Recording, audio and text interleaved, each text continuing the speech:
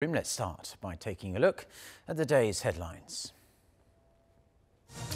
Racking up the air miles, President Moon Jae-in is set to leave for the Czech Republic, kicking off an 8-day, three-nation tour that'll also take him to Argentina and New Zealand.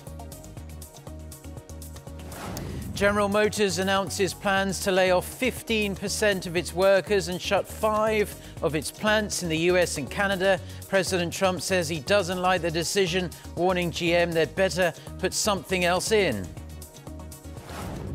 Plus, scenes in the NASA control room that were out of this world as the space agency safely lands its spacecraft in sight on the surface of Mars.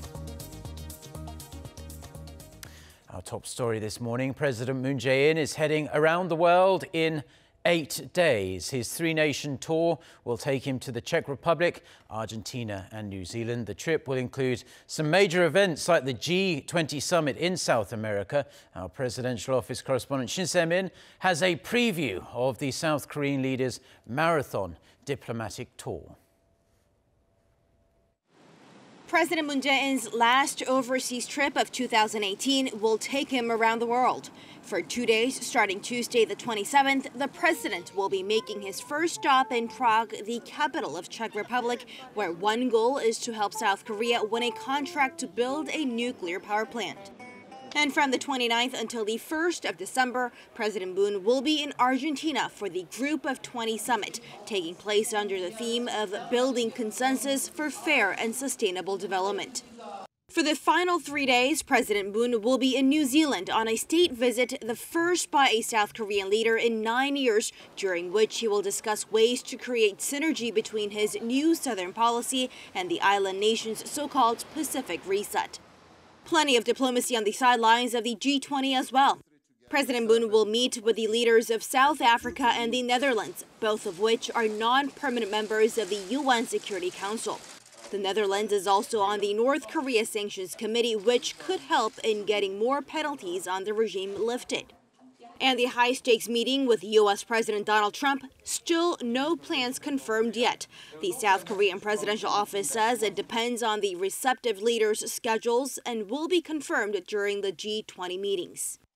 The top office says the president's last overseas trip of the year will be a chance to widen his scope of foreign diplomacy while pushing for lasting peace on the Korean Peninsula and sharing with the world's economic powers his administration's vision of what makes an inclusive nation. Shin Se-min, Arirang News. Last week, the UN Security Council approved a sanctions waiver for Seoul and Pyongyang's joint railway inspections over the weekend. It was revealed that the U.S. also got on board as well. With the waivers now firmly in place, the two Koreas are expected to begin an on-site survey for the rail project in the coming days. Oh Jung-hee with the details. The two Koreas' railway connection plan, which has been completely suspended since August, looks to gain speed with a couple of exemptions made to the international sanctions over the weekend. According to several government sources on Sunday, the U.S. decided to allow an exemption to its unilateral sanctions against North Korea for the inter-Korean rail inspections after a bilateral discussion with Seoul. This comes after the UN Security Council approved a limited sanctions waiver on its North Korea sanctions last Friday. With a breakthrough to the months-long deadlock, the two Koreas are currently discussing the schedule for a joint rail survey in North Korea, in Seoul expected to kickstart this week. We are currently discussing the matter with the North. We are getting ready so that the joint inspections can begin this week. For the inspections, a South Korean train and research team will be moving up north. They'll go test the western Gyeongui line first and then the eastern Donghae line. The overall process is expected to take about 20 days. Once the joint inspections are over, South Korea views that Seoul and Pyongyang will be able to hold a groundbreaking ceremony within this year as planned for linking and modernizing their rail and road networks, in that possibly in mid-December. But for the inter-Korean rail and road project to move further down the track, additional lifting of sanctions are needed both from the UN Security Council and the U.S., as the recent waivers for now apply only to the on-site survey. and that'll require further coordination between Seoul and Washington, as well as stronger signs of denuclearization from North Korea. Oh Jung-hee, Arirang News. The head of the U.S. Army Pacific Command has revealed that higher-level joint military exercises with South Korea are taking place outside the Korean Peninsula. According to an interview with Defense News, which was made public on Monday, Robert Brown said Washington recently carried out exercises in Hawaii and Alaska to which South Korean troops were invited. Such remarks came as an answer to a question asking what the U.S. Army is doing to offset the impacts of a halt in exercises in South Korea amid the easing tensions with North Korea. A Chinese reconnaissance aircraft entered South Korea's air defense identification zone on Monday. Seoul's Joint Chiefs of Staff says the plane entered the Cadiz at around 11 a.m. local time from the southwest of Jeju Island. It left the area some 40 minutes later, flying into Japan's air defense zone. At 12:43 p.m., the Chinese plane re-entered the South Korean zone from the southeast. It headed to the northeastern side of the peninsula, turned around and flew back, leaving the zone at nearly 4 p.m. The South Korean Air Force scrambled fighter jets to track and warn the plane. This is the 7th time this year that a Chinese jet has trespassed into South Korea's air defense ID zone. South Korea's consumer sentiment has fallen to a 21-month low in November on growing concerns over the US-China trade war and sluggish job data here at home. The Bank of Korea says the composite consumer sentiment index was at 96 points. That's down 3.5 points from October. The index has been falling for 2 consecutive months after a rebound in September. A reading below 100 indicates there are more pessimists than optimists about the economy. The central bank says consumers are worried the local economy is slowing down due to trade tensions between the world's 2 biggest economies. Sluggish job data and a fall in stock prices were the other main factors. General Motors is set to close 5 plants in the US and Canada and lay off 15% of its salaried workers in a bid to slash costs. The automaker also plans to end production of several models to reflect a shift in consumer sentiment for certain types of cars. Lee Seung-jae reports. In a shattering announcement Monday, General Motors announced a major restructuring of its global business that will see it cease production at 5 facilities in North America. Plants will be shut in Detroit, Ohio, Maryland, Michigan, and Ontario, Canada. Explaining its decision, GM said the plants produce sedans that have seen a slump in sales, adding it will no longer produce the Chevrolet Volt, Impala, and 4 other models. 2 of the plants made engines and parts for those models.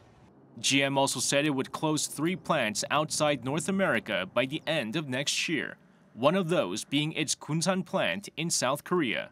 GM's decision will mean layoffs for up to 8,000 salaried workers and 6,000 hourly workers. The affected workers will either be made redundant or reassigned to other plants. A quarter of the company's executives are among those affected. GM's union has vowed to fight, but observers say the plants will likely be closed for good. President Trump didn't hide his displeasure over GM's decision, saying the automaker's CEO, Mary Barra, must open new plants in the future. Well, we don't like it. I believe they'll be opening up something else, and I was very tough. I spoke with her when I heard they were closing, and I said, you know, this country's done a lot for General Motors. You better get back in there soon. That's Ohio, and you better get back in there soon. GM's massive restructuring plans comes as it's set to reinvest money into new technology.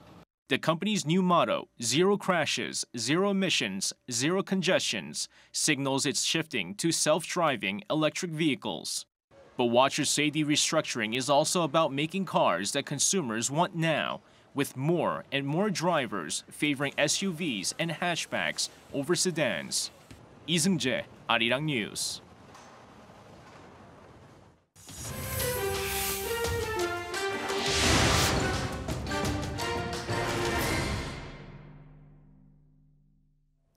Now, to some rather concerning news. Ukraine has declared martial law after Sunday's capture of 3 of its naval vessels and their crew by Russia. For more on this big story and other news from around the world, let's turn to our Arirang. So, Arirang, what does Kiev's move mean? Well, Mark, Ukrainian lawmakers backed President Petro Poroshenko's request on Monday for martial law to be imposed for 30 days starting Wednesday. He said the move was needed to strengthen national defences against what he called a possible invasion by Russia. It'll also allow authorities to restrict public rallies and regulate the media. However, the president insisted the decree would not curb civil liberties or lead to a delay in next year's presidential elections, which is scheduled for the end of March. The renewed tensions began after the Russian Coast Guard opened fire on the Ukrainian vessels off the coast of the annexed Crimea. Ukraine said it was a Russian act of aggression, while Moscow said the ships had illegally entered its waters. Meanwhile, the renewed tensions have also sparked renewed pressure on Moscow, with Western nations condemning its actions during a UN Security Council meeting. Washington's envoy to the UN, Nikki Haley, described Russia's actions as an outrageous violation of sovereign Ukrainian territory. She added that sanctions on Russia would remain in place and any escalation by Moscow would only worsen ties. A host of EU nations and Canada voiced similar sentiment, with German Chancellor Angela Merkel stressing the need for dialogue.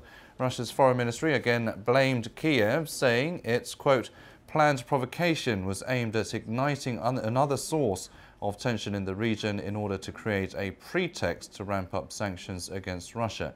Russia has summoned the ranking diplomat at Kiev's embassy in Moscow over the incident.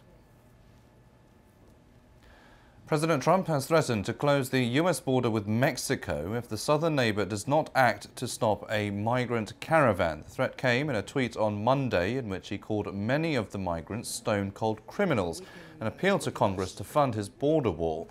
It also came a day after American authorities closed the country's busiest southern border crossing and fired tear gas into crowds. The Trump administration faced strong criticism for that move, but the president said it was needed to strengthen border security. Mexican authorities had said those who were detained after Sunday's incident would be deported to their home countries. However, Mexico City did not immediately respond to Mr. Trump's tweet. After 7 months of travelling through deep space, NASA's InSight robot landed on the red planet early Tuesday, Korea time. Our Oh Soo-young tells us more about this remarkable breakthrough in space exploration. NASA's spacecraft InSight is now on the surface of Mars, beginning its 2-year mission to uncover what the planet is made up of. The nail-biting moment came early Tuesday Korea time, just 6.5 minutes after the robot hit the Martian atmosphere at almost 20,000 kilometers per hour. The spacecraft was launched in May from Southern California and traveled a total of 485 million kilometers through deep space. InSight is the first robot to land on Mars in 6 years and has been designed to delve deeper into the structure of the planet and how it was formed. The 3-legged probe will use an array of equipment to drill 5 meters into the Martian surface in order to detect the heat flow.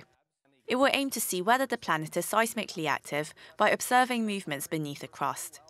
The spacecraft will also use radio equipment to try and determine the size of the planet's core and whether it's made of liquid or solid.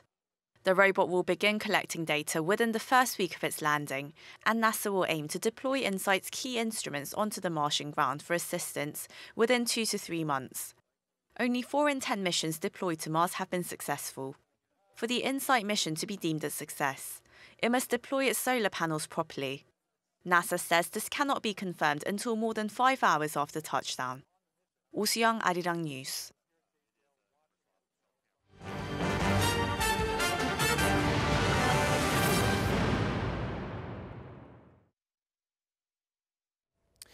Traditional Korean wrestling has become UNESCO's latest intangible cultural heritage. What makes Shidam's listing on that list even more special is that it was the first time both South and North Korea jointly applied for a listing with the UN agency. Lee Ji-won with the details. Traditional Korean wrestling known as sirum was added to UNESCO's list of intangible cultural assets on Monday. At the 13th session of the Intergovernmental Committee for the Safeguarding of the Intangible Cultural Heritage, taking place in Mauritius from Monday through Saturday, sirum's bid was endorsed by a consensus from 24 member states on the first day of the meeting. But what's more meaningful about this is that it's the first such heritage listing to be shared jointly by the two Koreas. Initially, South Korea requested the listing of this sport in March 2016, as did North Korea a year earlier in 2015. Seoul then suggested Pyongyang for a joint bid earlier this year, which gained traction after South Korean President Moon Jae-in discussed the plan with UNESCO's Director General in October. And earlier in November, the two Koreas requested a merger of their separate bids, and seeing how both nominations share the same practices and social and cultural meanings, the committee made the unprecedented move of listing the two nominations as one.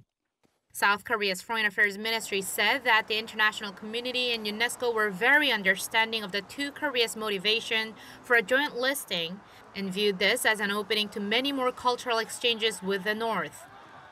It added that the government will continue to work together with Pyongyang and the international organization to actively list the two Koreas' joint heritage. With sirum newly added, South Korea now has a total of 20 intangible cultural heritages listed on UNESCO, including jultagi or tightrope walking, or the culture of Jeju's haenyeo or female divers. Seoul also shares two other heritages, including tug-of-war with other countries. North Korea now has 3 traditions on their list, including the song Arirang and kimchi making, which are both also on South Korea's list but not shared. 이지원, Arirang News. The South Korean government and the ruling party have unveiled plans to slash credit card transaction fees. The measures are designed to help lessen the burden on small businesses here in the country. Our Kim Mo-gyun explains how the cuts expected to be implemented next year will work. Officials from the Financial Services Commission and the ruling Democratic Party held a meeting early Monday where they reviewed the cost of credit card transaction fees. The officials found that they could save up to $1.2 billion in costs and decided to reduce a large portion of it in a way that will mainly benefit the self-employed and small businesses. Credit card processing fees of small business owners who register above some $440,000 in yearly sales will be cut from the current 2.05% to 1.4%. Those who register sales between $880,000 to $2.6 million will see their credit card commission drop to 1.6% from the current 2.21%. Commission fees for others with an annual revenue below $44 million will be cut around 0.2%. The Financial Services Commission claims they expect the proposed cut in credit card transaction fees to benefit a total of some 2.5 million business owners. Of them, 240,000 merchants with an annual revenue over $2.6 million will each be able to save up to $1,900 a year. In response to this, credit card firms from all over the nation expressed discontent over the announcement, claiming that more than 90% of all small-sized firms would benefit from the fee reduction. The firms called for the government to come up with an improved, more effective system.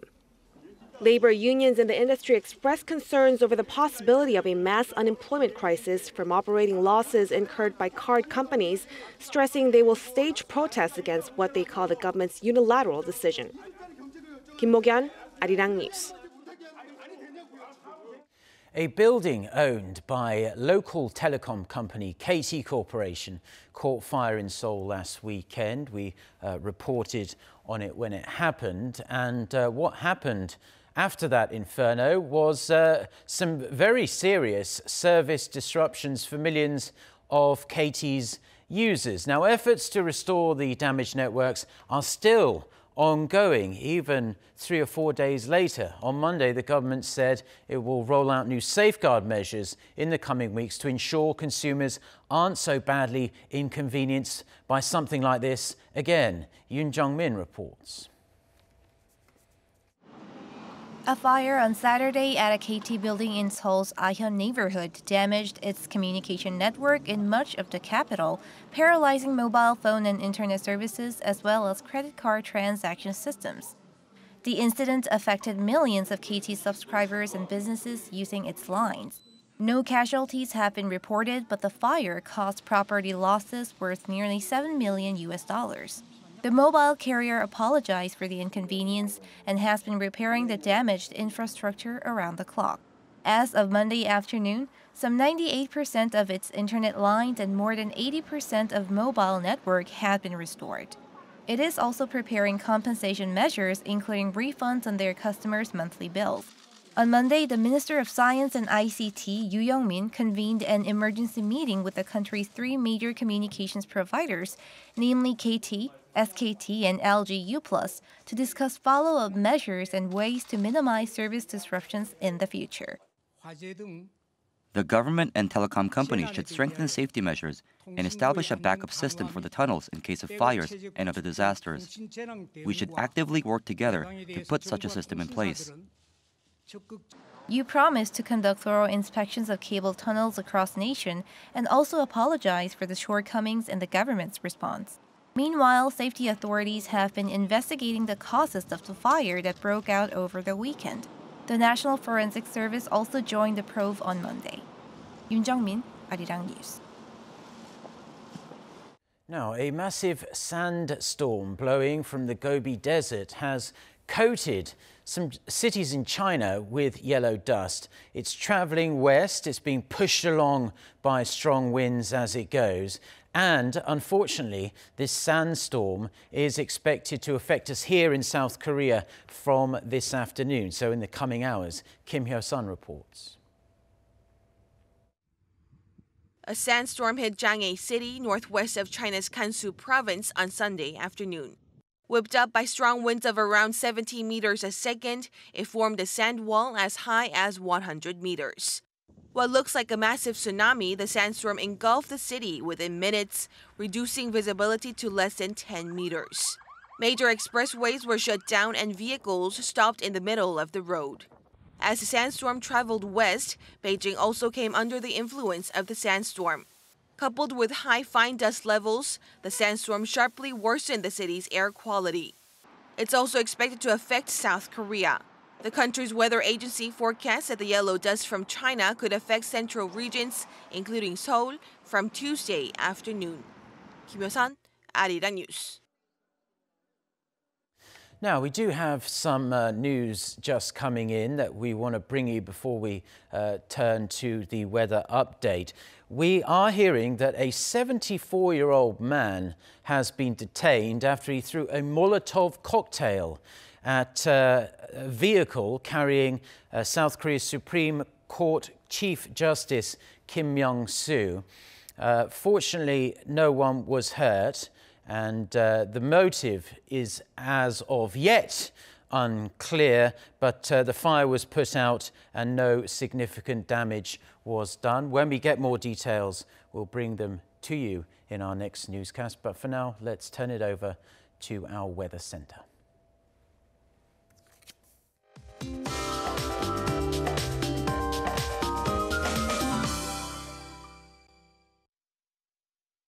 Good morning. It's forecast to be another dusty day for many regions, including here in the capital, with an ultra-fine dust advisory being in place for parts of Chungcheong-do and Jeollabuk-do provinces.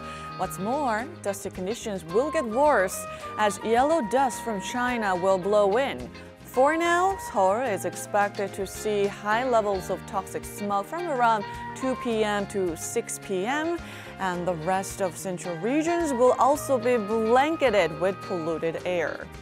Air conditions, though, will improve tomorrow and chillier winds will ease the dustiness in the air. Temperatures are also expected to drop to seasonal averages by the end of the week. For today, not much to complain about temperature-wise, so let's take a closer look. It's going to be cloudy with highs ranging slightly higher than yesterday in many parts, with Seoul topping out at 13 degrees Celsius. Gyeongju will get up to 17 degrees this afternoon. That's Korea for you, and here's international weather for viewers around the world.